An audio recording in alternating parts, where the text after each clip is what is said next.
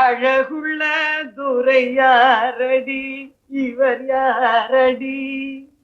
அழகுள்ள துரை யாரடி? இது இப்படி இப்படி சேவா பண்ணிக்கிற, அப்படி இல்ல.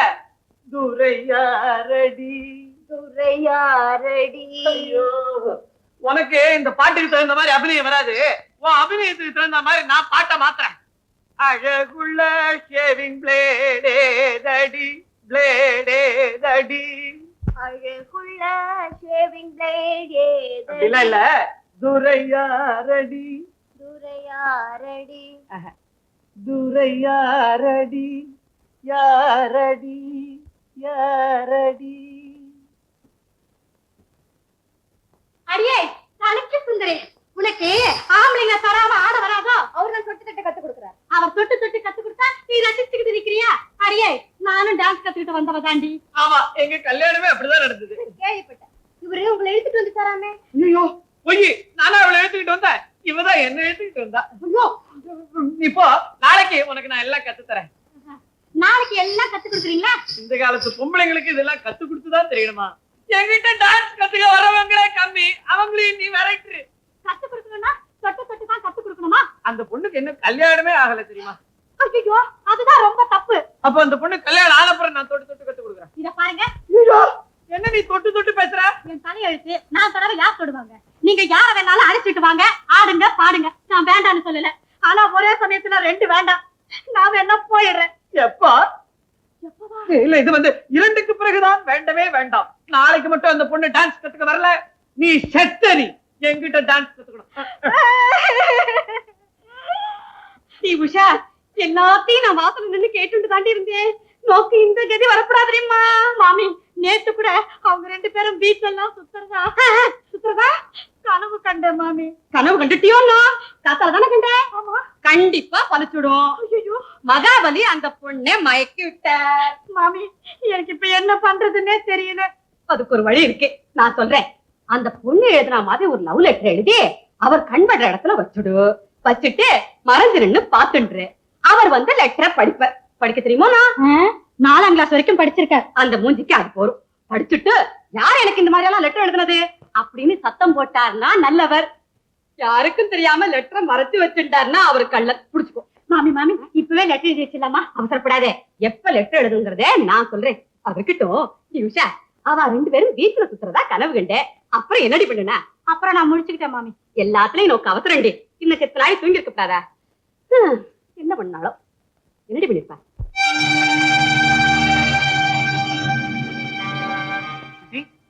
ஏது இந்த ரேடியோ? அண்ணா, இத அண்ணிதான் வாங்கி கொடுத்தாங்க. நான் தான் அந்த மாச சம்பளத்துல வாங்கி தரேன்னு சொன்னல, அதுக்குள்ள என்ன அவசரம்? ஆமா, நீ ஒவ்வொரு மாசமும் தான் சொல்லிக்கிட்டே இருக்க. என்னைக்கு வாங்கி கொடுத்த? மாச கிடைச்சியாச்சே, சம்பளம் கூட கிடைச்சிருக்காது. எப்படி ரேடியோ வாங்கினா? நான் ஒரு சீட்டு போட்டேன், அது நேத்தோட முடியுது. அந்த பணத்தை வாங்கிட்டு வாமான்னு சொன்னேன். ஒருவேளை அந்த பணத்துல இருந்து வாங்கிட்டாலும் என்னமோ. ஓஹோ, அப்படியா? ரொம்ப நல்லா இருக்கு. ஏதோ ஆத்திர அவசரத்துக்கு உதவட்டுமேன்னு நீங்க சீட்டு போட்டு வச்சிருக்கீங்க, அதை எடுத்து இப்படி வீணாக்குறாளா? என்னடா பேசுறேன்? உன் தங்கச்சி வேணும்னு கேட்டிருப்பா, அவ வாங்கி கொடுத்திருப்பா. இதுல என்னடா தப்பு? அவ செய்யறதெல்லாம் சரின்னு தான் சொல்லுவீங்க. திருப்பதிக்கு உங்களை அனுப்பி வச்சதுல இருந்து அவளை தலையில தூக்கி வச்சுட்டு ஆடுறீங்க. அப்படி அவ வாங்கி கொடுக்கறதுனா அவ சம்பளத்துல வாங்கி கொடுத்துருக்கணும். நீங்க போட்ட சீட்ல வாங்கி இருக்க கூடாது. அவ வரட்டும், அவ செஞ்சது சரிதானான்னு நேரடியாக கேட்கிறேன். என்னத்தா வந்துட்டியா? அம்மா நேற்று சீட்டு பணம் எடுத்துட்டு வர சொன்னாங்களாமே, என்னாச்சு? அந்த பணம் இன்னைக்குதான் கிடைச்சது. இந்தாங்க அத்தை. அதுல நீ ஒண்ணும் செலவழிக்கலையா? அத்தை அந்த பணத்தை எதுக்காக போட்டாங்களோ என்னமோ, அதை போய் நான் செலவழிப்பேனா? அப்ப இந்த ரேடியோவை எந்த படத்துல வாங்கினேன்? எங்க கம்பெனில சேல்ஸ் கமிஷன் கொடுத்தாங்க, அதுலதான் வாங்கினேன்.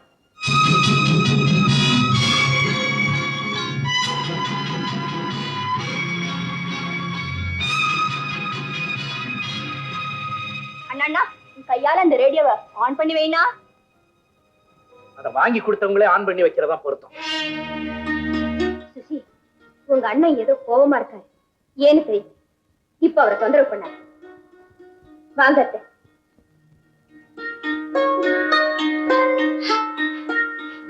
யாரும் ரேடியோ ஆன் பண்ணி வைக்க வேணாம், நானே வச்சுக்கிறேன்.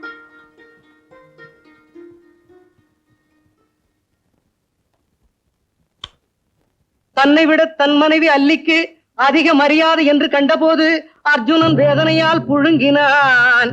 அப்போது அவன் மனம் அவனை பார்த்து கேட்டது, ஆண்மகனே, ஒரு பெண்ணாய் பிறந்தவள் சாதிப்பதை நீ சாதிக்க முடியவில்லை. நாடும் வீடும் உன் மனைவியை தெய்வமாக பூஜிக்க நீ வெறும் ஜடமாக நின்று விட்டாயே.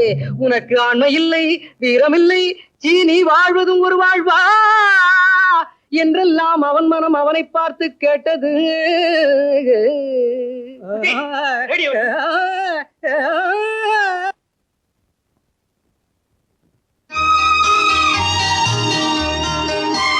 சொல்லி கொடுத்த பாடெல்லாம் படிச்சாச்சு. எங்க இந்த வார்த்தைகளுக்கு ஹிந்தி சொல்லுங்க. வணக்கம், நன்றி, நல்லது. நமஸ்தே, தன்யவாத், அச்சா. கரெக்ட். இப்போ இதுக்கு ஹிந்தி சொல்லுங்க. ஒரு முத்தம் கொடு. ஏன் பேசாம இருக்கீங்க? ஓஹோ, படிக்கிற நேரத்துல விளையாடக்கூடாதுல்ல. சரி, இன்னைக்கு என்ன பாடம்? எதிர்ப்பதம். ஹிந்தியில எதிர்ப்பதத்துக்கு பேரு உல்டே ஷப்த். உயர்வு, ஊஞ்சாய்; தாழ்வு, நீச்சாய்; அன்பு, பிரேம்; வெறுப்பு, நஃப்ரத்; நட்பு, தோஸ்தி; பகை, துஷ்மனி. இத 10 தடவை எழுதி பாருங்க, மனசுல பதிஞ்சிடும்.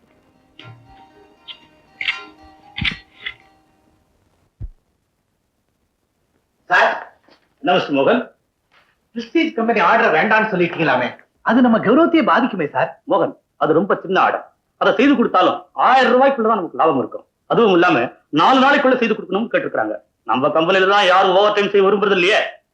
சார், நீங்க அனுமதி கொடுத்தீங்கன்னா டே நைட்டா ஒர்க் பண்ணி எப்படி இந்த வேலையை முடிச்சிடறேன் சார். ஓகே, இந்த வேலையை சீக்கிரம் முடிச்சு கொடுத்துட்டீங்கன்னா ஓவர் டைம் சம்பளம் மட்டும் இல்ல, இந்த ஆர்டர்ல வர லாபத்துல ஒரு பங்கும் தரேன். ரொம்ப தேங்க்ஸ் சார். நம்ம மோகன், இவ்வளவு இன்ட்ரெஸ்டா நீங்க இந்த வேலையை ஏத்துக்கிறத பார்த்தா உங்க குடும்பத்துல ஏதோ பிரச்சனை போல இருக்கு. ஆமா சார், அது ஒரு மான பிரச்சனை. ஓ, அப்படின்னு அதில் தலையிட நான் விரும்புறேன். You can carry on.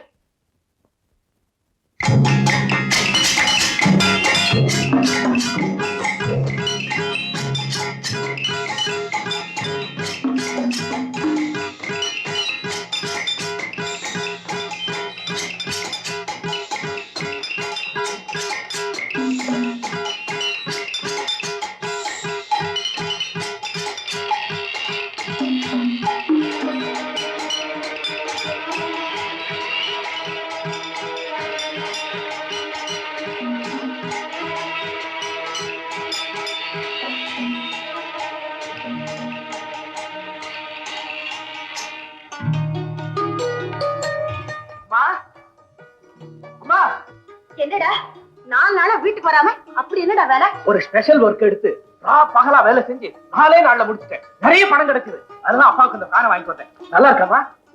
இதுக்காடா இவ்வளவு சிரமப்பட்டேன். போடா.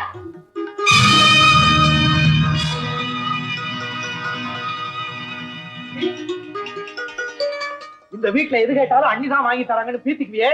பாத்தியா, அப்பாவுக்கு ஃபேன் வாங்கி தந்திருக்கேன். பிரபாதமா இருக்கா? இருண்ணா, இத வரேன். அப்பா, பாத்தீங்களா, உங்களுக்காக தேடி பிடிச்சு இந்த ஃபேனை வாங்கிட்டு வந்தேன். ரொம்ப நல்ல ஃபேன்பா. ஆயுசுக்கு ரிப்பேரே ஆகவா. என்னப்பா பேசவே மாட்டேங்கிறீங்க? ஃபேன் பிடிக்கலையா?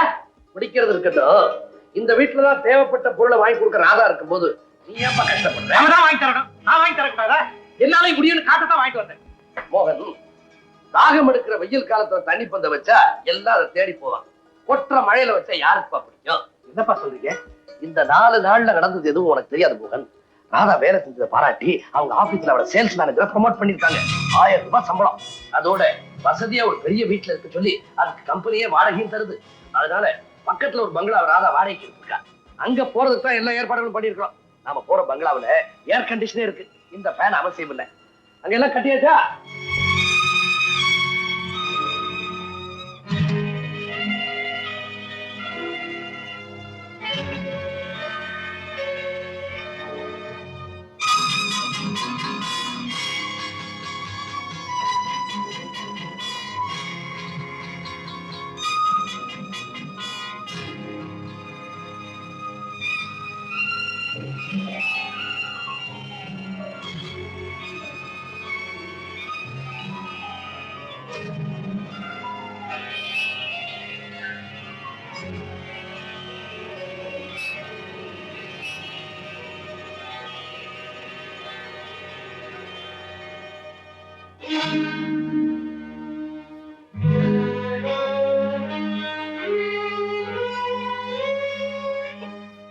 அத்தா, எனக்கு வேலையில ப்ரொமோஷன் கிடைச்சிருக்கு.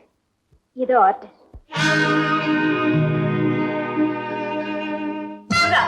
மார்க்கெட்ல கத்திரிக்காய், வெண்டைக்காய் மலிவா கிடைக்குதுன்னு வாங்கிட்டு வராது. கேபேஜ், காலிஃபிளவர், பீட்ரூட், பீன்ஸ் இந்த மாதிரி இங்கிலீஷ் காய்கறிகளா பார்த்து வாங்கிட்டு வாங்க. சரிம்மா. தோட்டத்துல அவரைக்காய், கொத்தவரைக்காய் செடி எல்லாம் ஒண்ணும் போட வேண்டாம். நர்சரிக்கு போய் லேட்டஸ்ட் ரோட்டஸ் எல்லாம் வாங்கிட்டு வந்து போடு. அம்மா,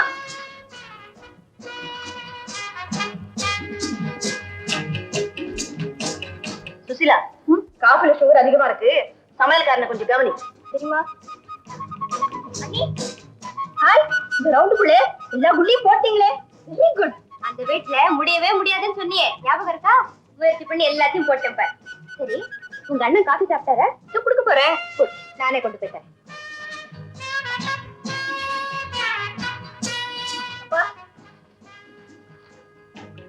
பேப்பர்ல இன்னைக்கு என்னப்பா விசேஷம்? வியட்நாம் யுத்தம் வேறு முறைக்கு திரும்பி இருக்குதான்.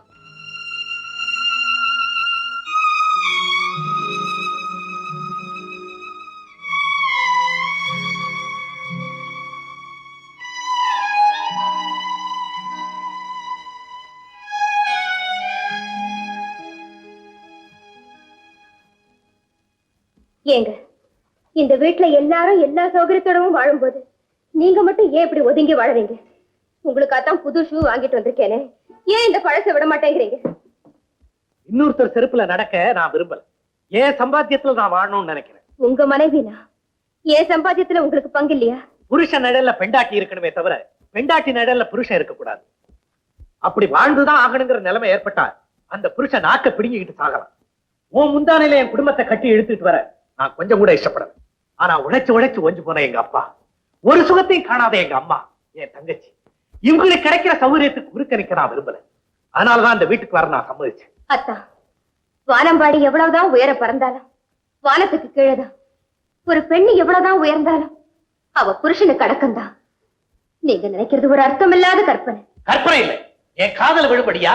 அவனுக்கு என்ன, யார் பொண்டாட்டி சம்பாதிக்கிறா, அவன் பங்களாவில சௌகரியமா இருக்கான்னு 4 பேர் பேசும்போது என் மானம் போகுது, உயிர் போயிடக்கூடாதான்னு தோணுது. அத்தா, தயவு செஞ்சு அப்படி எல்லாம் பேசாதீங்க.